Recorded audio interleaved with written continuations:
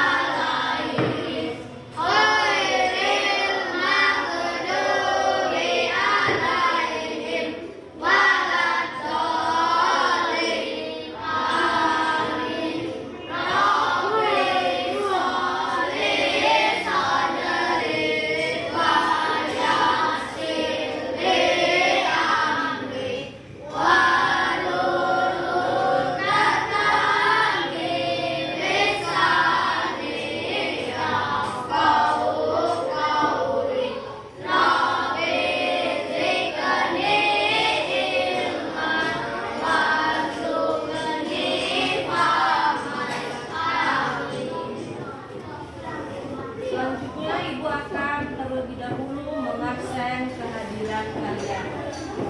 Anugerah Nizam, Afriyansyah, Aurin, Saki, Azalea, Bayu, Berry, Caca, Zaru, Dimas, Ellen, Hikmah, Husin,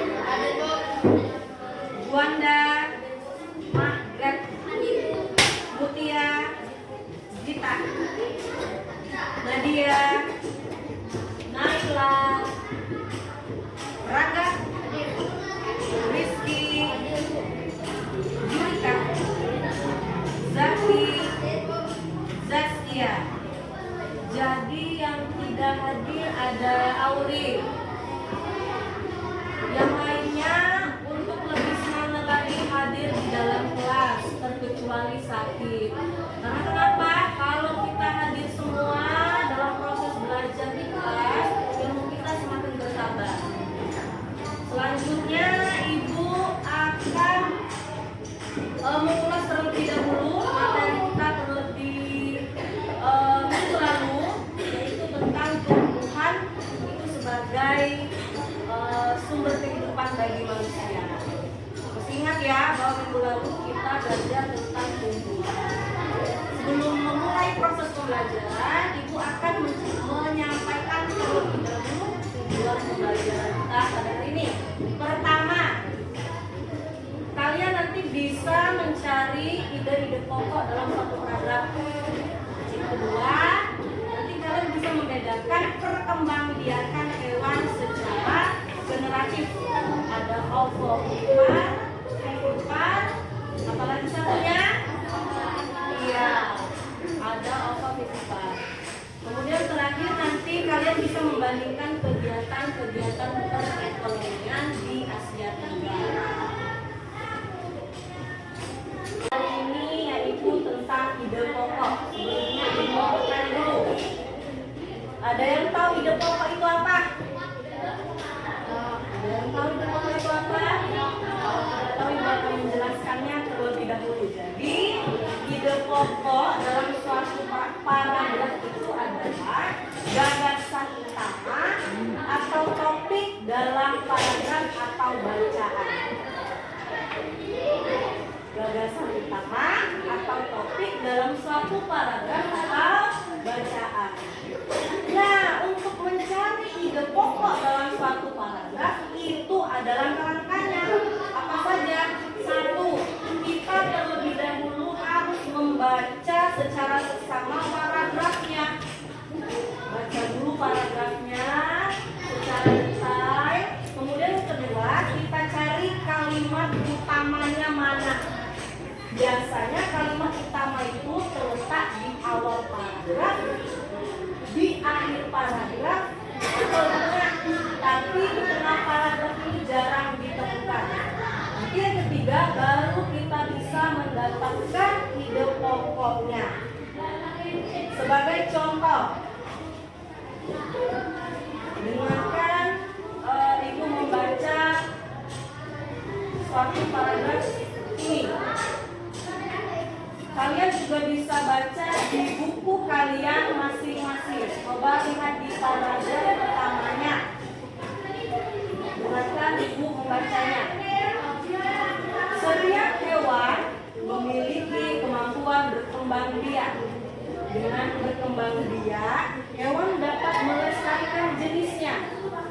Dalam proses reproduksi hewan, mekanisme perkembangbiakan dibagi menjadi 3 cara, yaitu ovipar, vivipar, dan ovovivipar. Itu adalah contoh suatu paragrafnya. Mana ide pokoknya? Tadi penjelasan ibu adalah kita cari dulu kalimat utamanya. Yang mana kalimat utamanya? Kalimat utamanya terdapat di awal paragraf. Jadi yang mana ide pokoknya? Ide pokoknya ada di kalimat setiap hewan memiliki kemampuan berkembang biak. Itu ide pokoknya. Coba sekarang anak-anak ya, lihat di bukunya masing-masing ada teks bacaan paragraf 2 dan 3. Silakan dibaca terlebih dahulu. Ibu kasih waktu sekitar 2 menit. Kemudian kita temukan ide pokoknya mana. Silakan.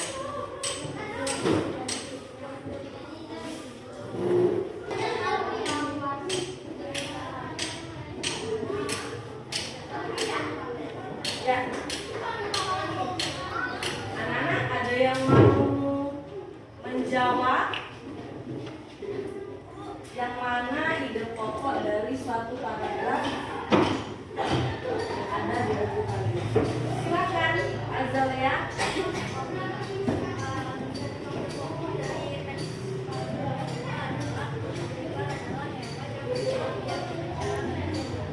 Ovipar adalah hewan yang berkembang biak dengan cara bertelur. Itu adalah ide pokok dari paragraf kedua. Benar tidak? Benar. Kenapa? Jadi penjelasannya ide pokok itu ada di kalimat utama. Mudah mencarinya. Sekarang ada paragraf selanjutnya. Siapa ya yang mau menjawab? Oh ya, silakan. Ide pokok dari paragraf ketiga itu vivipar adalah hewan yang berkembang biak dengan cara melahirkan. Ide pokok dari paragraf ini adalah vivipar adalah hewan yang berkembang biak dengan cara melahirkan. Iya betul. Ternyata ide pokok paragraf ini ditemukan lagi di kalimat utamanya. Baiklah anak-anak, selanjutnya kita akan belajar tentang perkembangbiakan hewan. Di mana perkembangbiakan hewan ini, Ibu akan menjelaskan dulu tentang perkembangbiakan generatif. Perkembangbiakan hewan generatif ini ada 3. Pertama ada ovipar, kedua ada vivipar, ketiga ada ovovivipar. Untuk apa hewan berkembang biak? Agar hewan itu tidak punah, jadi dilestarikan keturunan-keturunannya. Baiklah, yang pertama ada ovipar tadi. Ovipar ini adalah perkembangbiakan hewan Yang bertelur. secara apa? Bertelur. Contohnya ada ayam, Penyu. ada burung. lainnya. Yang kedua adalah perkembangbiakan hewan secara vivipar. Perkembangbiakan hewan secara vivipar ini adalah melahirkan atau beranak. Contohnya apa? Sapi, Kucing, sapi, gajah, sapi, dan hewan lainnya. Yang terakhir ada ovovivipar. Perkembangbiakan hewan secara bertelur dan melahirkan. Contohnya adalah ular dan hewan lainnya. Selanjutnya ibu akan membuat terlebih dahulu kira-kira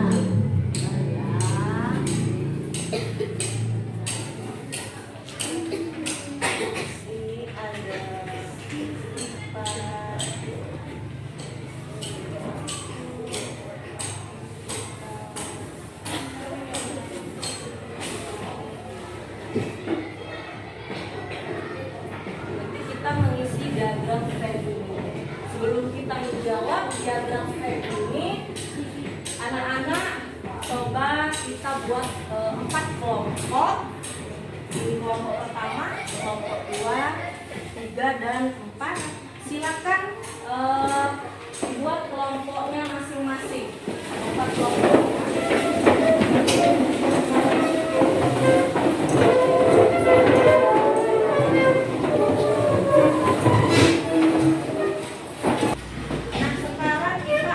Berdiskusi mengenai kelompokan hewan-hewan perkembangbiakan generasi tadi.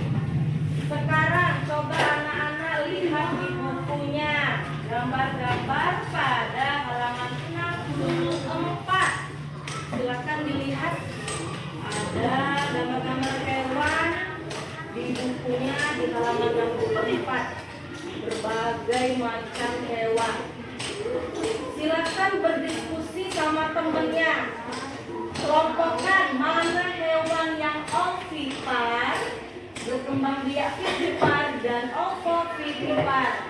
Ibu kasih waktu, nanti baru kita menjawab diagram Venn yang ada di depan.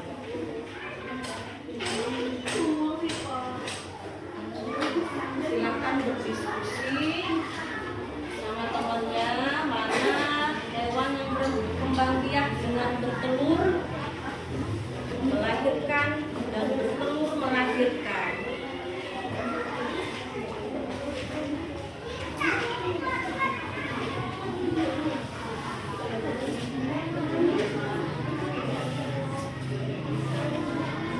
Sudah ya? Kalau sudah, sekarang coba kelompok mana ya yang mau menjawab diagram Venn-nya. Tapi kita jawab dulu hewan-hewan mana yang berkembang biak dengan vivipar. Boleh. Kelompok mana yang mau menjawab? Hewan-hewan boleh, silakan. Kelompok 4. Silakan ditulis dari hasil diskusinya tadi, kelompokkan yang mana hewan-hewan.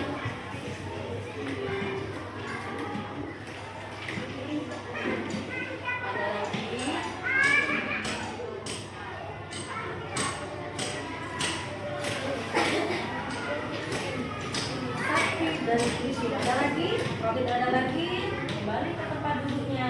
Kemudian kelompok mana yang mau sudah menjawab diagram Venn-nya untuk hewan ovipar terlebih dahulu. Hewan-hewan mana yang ada di dalam buku karya sudah kalian diskusikan yang berkembang biaknya dengan ovipar. Boleh silakan kelompok 1.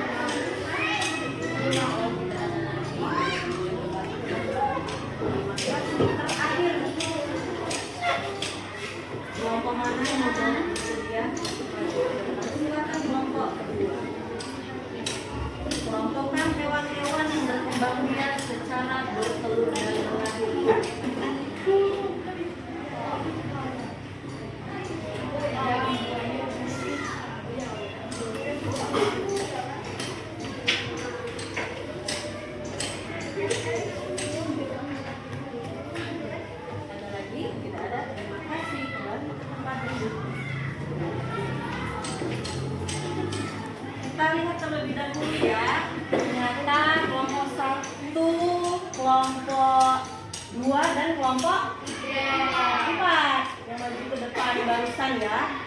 Kita lihat pengelompokannya. Vivipar, perkembangbiakan secara melahirkan. Ada hewan apa saja? Sapi dan kucing. Ada ya di gambarnya tadi? Ada. Yang kedua, ada ovipar, berkembangbiak secara bertelur. Contohnya ada ayam, buaya, burung, ikan. Dan terakhir ada ovovivipar. Hewannya apa saja?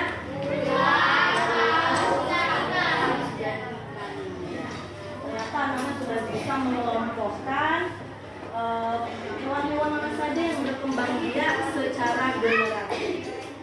Sekarang anak-anak boleh kembali ke tempat. Nah, itu lagi itu IPS. Udah nih baru ini. Selamat pagi.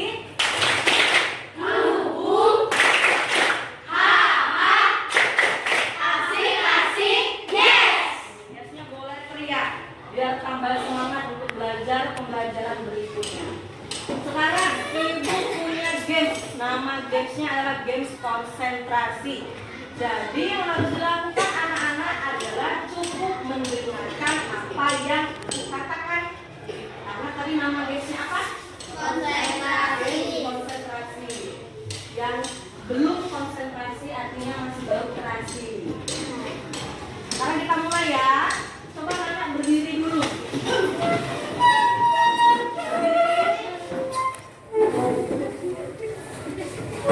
Dan konsentrasi. Jadi perintahnya hanya konsentrasi. Silakan diangkat tangannya semua ke atas. Kemudian diputar-putar, stop. Diputar-putar, stop. Stop. Siapa yang belum konsentrasi lagi? Harus konsentrasi. Diputar-putar, stop. Diputar-putar, pegang hidungnya. Mana? Siapa yang masih belum konsentrasi? Liza, lagi. Harus lebih semangat. Tangannya ke atas. Diputar-putar, stop. Ada? Tidak ada? Masih ada. Satu kali lagi. Siap, konsentrasi. Satu kali lagi. Diputar-putar, pegang giginya. Sampai tidak pegang gigi berarti konsentrasi. Dah, boleh tepuk tangan.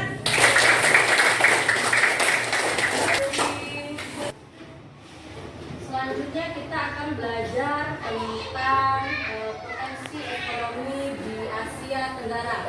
Jadi berbagai macam hewan-hewan yang kita pelajari barusan itu sangat membantu penduduk di Asia Tenggara dalam kegiatan ekonominya.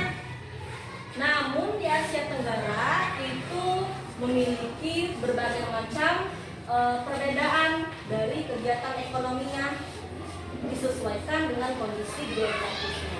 Coba anak-anak boleh dilihat bukunya, ada di halaman 67 mengenai potensi ekonomi negara-negara di Asia Tenggara. Ada berbagai macam negara di Asia Tenggara yang mempunyai kegiatan ekonominya. Silakan dibaca terlebih dahulu. Nanti Ibu jelaskan perbedaan-perbedaannya.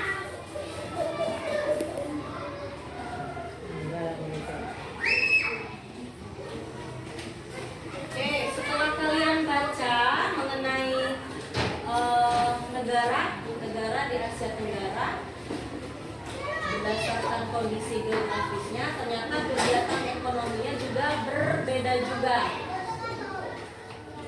Ada yang mau menyampaikan atau menjelaskan negara Brunei Darussalam itu kegiatan ekonominya apa saja ya? Silakan angkat tangan anak-anak yang mau menjawab apa saja kegiatan ekonomi di negara Brunei Darussalam. Ellen, bisa? Kegiatan ekonomi apa saja yang ada di negara Brunei Darussalam? Silakan Ellen. Negara ini terkenal dengan berbagai sumber daya alam seperti energi dan gas alam. Ternyata di Brunei Darussalam yang melimpah sumber daya alamnya adalah minyak bumi dan gas alam. Iya, karena sudah dibaca tadi. Kemudian coba negara Filipina, siapa anak-anak yang mau menjawab? Boleh, silakan juga. Seperti nanas, padi, kelapa, dan gula. Nanas, kelapa, gula. Berarti Filipina ini sumber daya alamnya itu di bidang apa? Pertanian. Iya, berbeda dengan Brunei Darussalam tadi. Satu lagi, coba ada di negara Kamboja. Silakan, ada yang mau menjawab? Kinan, mata pencarian atau sumber daya alam yang ada di Kamboja ada apa saja? Padi dan karet. Ada padi dan karet di negara Kamboja. Iya, betul. Ternyata kegiatan ekonominya berbeda pula dari Brunei Darussalam dan Filipina. Lain lagi dengan negara Indonesia dan Malaysia, berbeda juga. Jadi kita ini termasuk negara kepulauan terbesar di Asia Tenggara. Indonesia ya. Indonesia sumber daya alamnya banyak. Satu, minyak bumi. Kedua, Tekstil. oh ya, tekstil, minyak bumi. Yang kedua ada apa? Gas bumi. Ada tekstil. Ketiga ada Dari kayu. iya, produk kayu yang nantinya itu bakal diekspor ke luar negara juga. Malaysia. Jadi selain Indonesia, berbeda juga dengan Malaysia. Malaysia hampir mirip sama dengan Indonesia, tapi berbeda. Malaysia itu ada sepatu, ada kayu, Minyak sawit.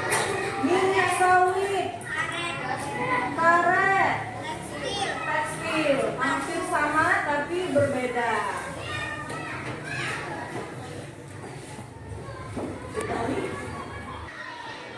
Setelah kita belajar mengenai potensi ekonomi atau kegiatan-kegiatan ekonomi di Asia Tenggara, adakah dari anak-anak yang belum memahami pelajaran kita pada hari ini? Tidak ada, Bu. Tidak ada. Baiklah, artinya sudah paham semua ya. Jika sudah paham, Ibu akan membagikan soal-soal formatif kepada kalian. Ibu kasih waktu 15 menit untuk menjawabnya.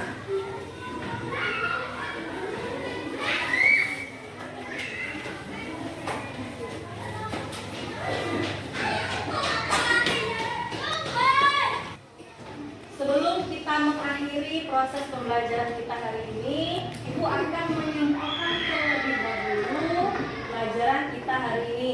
Pertama, kalian bisa menemukan ide pokok dari suatu paragraf dengan cara menemukan kalimat utamanya terlebih dahulu. Kedua, kalian bisa mengelompokkan atau membandingkan hewan-hewan mana saja yang berkembang biak secara bertelur, melahirkan. Dan yang ketiga, kalian bisa mengetahui negara-negara di Asia Tenggara dengan kegiatan ekonominya berdasarkan kondisi geografisnya. Dan sebelum